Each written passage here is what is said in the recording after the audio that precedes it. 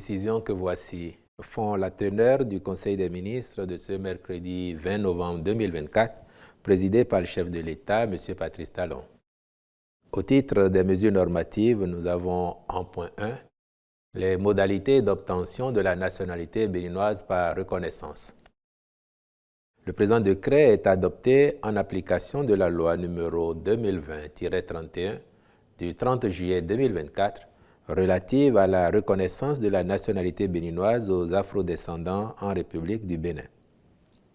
Il prescrit que lorsque la demande est formulée depuis l'étranger, le demandeur reçoit au terme de l'examen favorable de celle-ci une attestation provisoire de nationalité d'une durée de validité de 3 ans.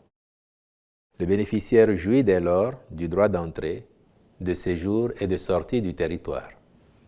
La nationalité béninoise par reconnaissance ne lui est acquise complètement que sur justification d'un séjour au Bénin dans ce délai de 3 ans.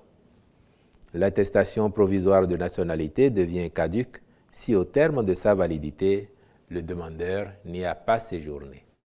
Lorsque la demande est formulée à partir du Bénin et que le requérant a poursuivi certaines formalités consécutives à l'occasion de son séjour, il reçoit, après examen favorable de sa demande, notification du décret d'octroi à titre définitif de la nationalité béninoise par reconnaissance.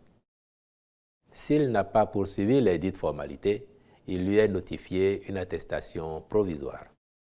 Enfin, le bénéficiaire de la nationalité béninoise par reconnaissance a droit à l'établissement d'un passeport béninois. Il peut obtenir à tout moment la pleine nationalité béninoise. Celle-ci est transmissible à ses descendants, ouvre la voie à la jouissance de tous les droits qui y sont attachés, mais peut être retirée dans les conditions prévues par la loi. En point 2, adoption de tests d'application de diverses lois. Au titre de la loi numéro 2020-20 du 2 septembre 2020 portant création, organisation et fonctionnement des entreprises publiques en République du Bénin, les tests d'application sont relatifs aux modalités des opérations de dénationalisation, de dissolution ou de liquidation des entreprises publiques et actifs de l'État, puis de nomination et de restitution des résultats des missions des commissaires aux comptes des entreprises publiques. En ce qui concerne la loi numéro 2016-11 du 8 juillet 2016 portant loi uniforme sur le contentieux des infractions à la réglementation des relations financières extérieures des États membres de l'Union économique et monétaire ouest-africaine, il s'agit de ceux portant attribution, organisation, conditions de saisine et fonctionnement de la Commission du contentieux des infractions à la réglementation des relations financières extérieures et fixant les modalités de transaction et de répartition du produit des transactions, des confiscations et autres condamnations pécuniaires en matière d'infraction à la réglementation des relations financières extérieures. Pour ce qui est de la loi numéro 2020-26 du 29 septembre 2020 portant Code des marchés publics en République du Bénin, est concerné le décret portant mesures spécifiques d'incitation des grandes entreprises nationales et internationales soumissionnaires au marché public et en cotraitance avec les micro, petites et moyennes entreprises exerçant en République du Bénin.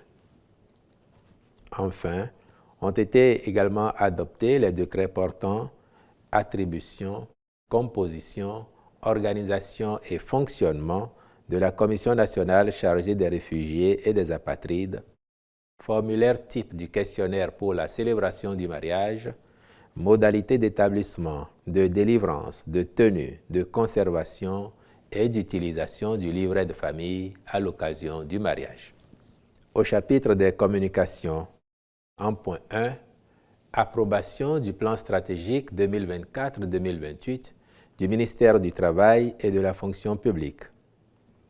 Ce document de stratégie vise à permettre au ministère d'être, à l'horizon 2028, une administration moderne et performante pour un service public de qualité et un travail décent.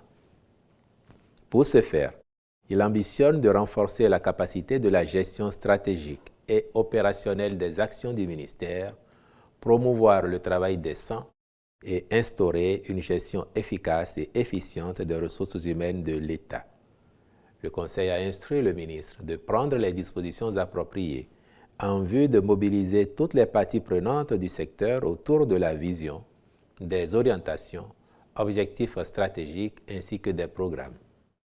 Il en sera de même s'agissant de la synthèse du plan d'action et du cadre de mesures de performance pour les 5 prochaines années. En point 2. Approbation de la politique holistique de protection sociale 2024-2033 et de sa stratégie 2024-2028. La présente politique vient consolider l'action sociale du gouvernement au soutien de toutes celles déjà initiées et en cours de mise en œuvre. Elle vise à témoigner la solidarité de l'État aux personnes vulnérables afin de les aider à sortir de la précarité.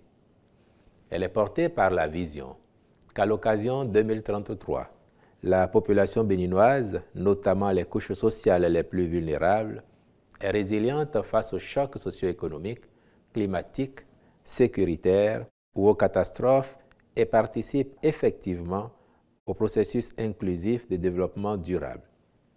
Pour y parvenir, ces orientations stratégiques sont axées sur l'amélioration du revenu des populations en général et des plus vulnérables en particulier, le renforcement de l'accès de celles-ci aux services sociaux et d'assurance sociale, de leur capacité d'adaptation aux crises, ainsi que de la coordination du système de protection sociale.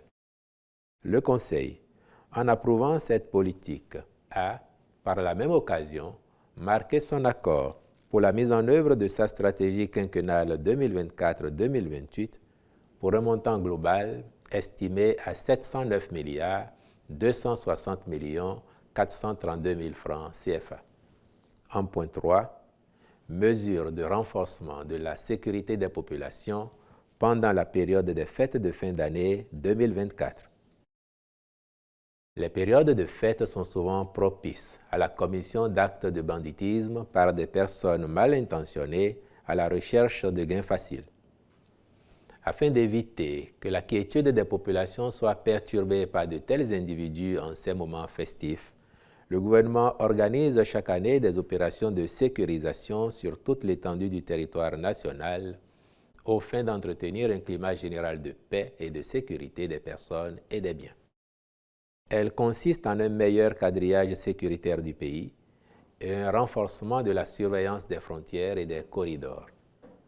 Le même dispositif intègre la sécurisation des arrondissements, villages et quartiers de ville, ainsi que des points sensibles. Pour favoriser un tel déploiement sécuritaire, des moyens roulants conséquents seront mis à la disposition des unités territoriales de la police républicaine, soutenues par des éléments des forces armées. Les ministres chargés de la sécurité publique et de la défense nationale sont instruits d'assurer la mise en œuvre diligente et efficace de ces mesures. En point 4, mise en œuvre du programme de réfection de pistes rurales et de routes en terre classées, campagne 2024-2025.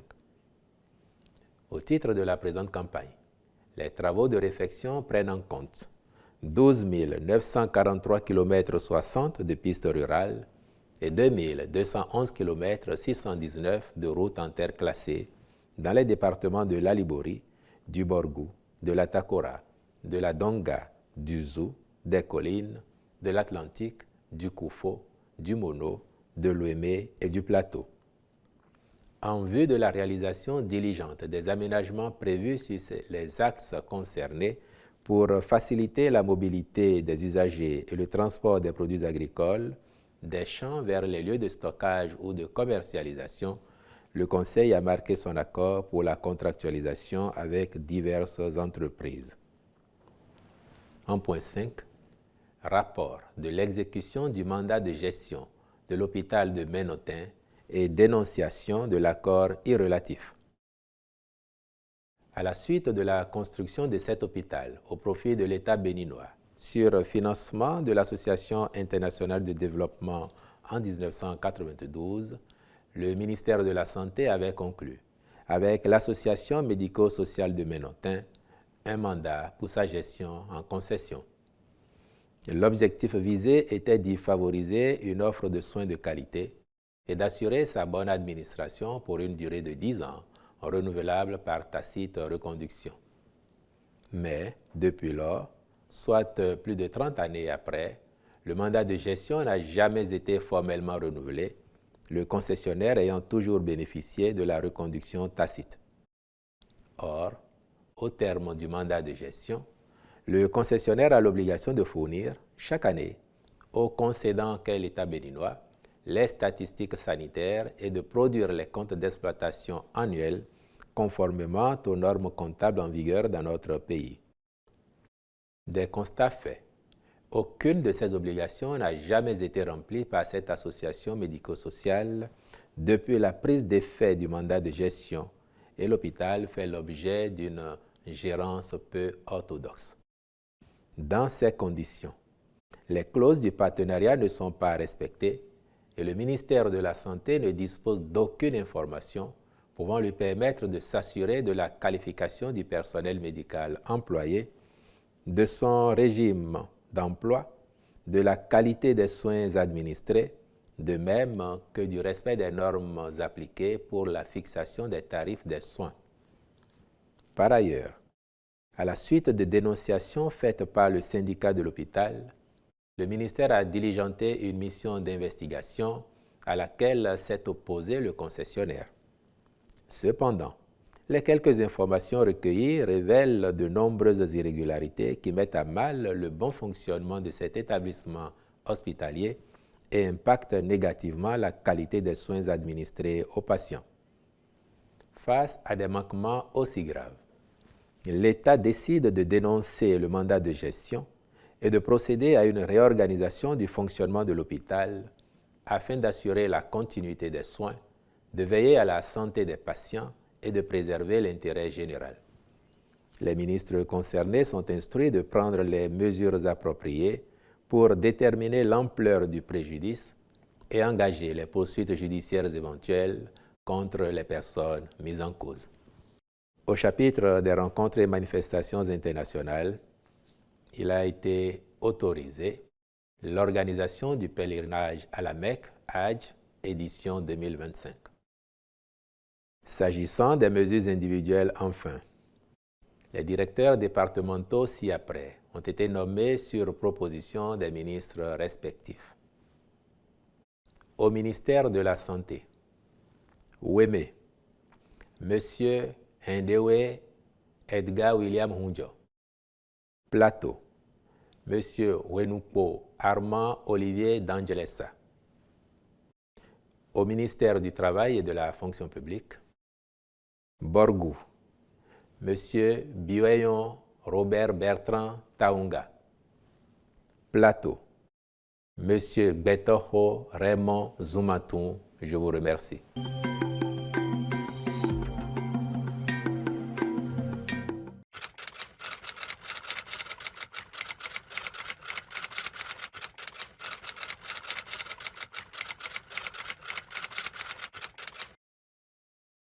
Lorsque notre équipe nationale de football était dans le dur parfois et que les résultats n'étaient pas au rendez-vous, nous avions toujours exprimé, comme l'ensemble du peuple béninois, notre déception, notre préoccupation, mais nous n'avons jamais douté de la capacité de nos garçons à aborder les phases qualificatives, les compétitions internationales avec détermination et avec envie de réussir. Je vous avais d'ailleurs parfois dit que nos guépards deviendront grands et que quand ils le seraient, ils seraient injouables pour quelque adversaire que ce soit. Je ne veux pas dire ici qu'ils sont déjà grands, mais je pense qu'ils ont commencé à pousser des crocs. Ils le montrent en tout cas. Et cette phase qualificative pour la CAN 2025 montre bien que, à force d'envie, de détermination et avec la foi en soi, en ce groupe qu'ils étaient, ils ont réussi à affronter les difficultés, parfois même érigés à dessein sur leur chemin par certains adversaires. Et donc, le sentiment qui nous anime depuis lundi dernier, c'est un sentiment de satisfaction. Et nous avons pu voir, à l'occasion de cette prestation qui qualifie nos guépards pour la prochaine CAN, nous avons pu voir, disais-je, l'enthousiasme et l'euphorie s'emparer du peuple béninois qui n'en attendait pas moins. Et le gouvernement, pour avoir toujours joué sa partition, en mettant à disposition les moyens nécessaires, en mettant le staff qualifié qu'il faut à la disposition de ce groupe, le gouvernement n'attendait pas moins non plus. Et je crois que c'est un début de satisfaction pour les efforts que l'ensemble du peuple béninois aura fait à travers son gouvernement pour apporter le nécessaire à cette équipe afin de la pousser. Nous pouvons donc nous féliciter de cette qualification obtenue de haute lutte et espérer que ça n'est qu'un début, que désormais nous saurons rester dans le cercle vertueux des prestations positives, des prestations qui donnent de la joie, de la satisfaction au peuple, qui créent des moments où l'aura du pays se trouve bonifiée. Relativement aux incidents dont vous faites cas et dont nos ambassadeurs ont été victimes en terre libyenne, je peux vous assurer que dès le lundi même, les protestations ont été formulées dans les règles de l'art par l'État béninois.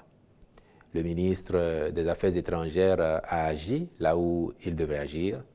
Le ministre des Sports et le président de la Fédération béninoise de football ont également été instruits pour poser les actes qu'il faut au niveau des instances fêtières, parce que ce sont des actes qui n'auraient jamais dû se produire à l'occasion d'un match de football. Et donc, nous veillerons à ce que nos intérêts, les intérêts de notre équipe nationale, soient défendus et que les mesures appropriées soient prises par les instances habilitées en la matière.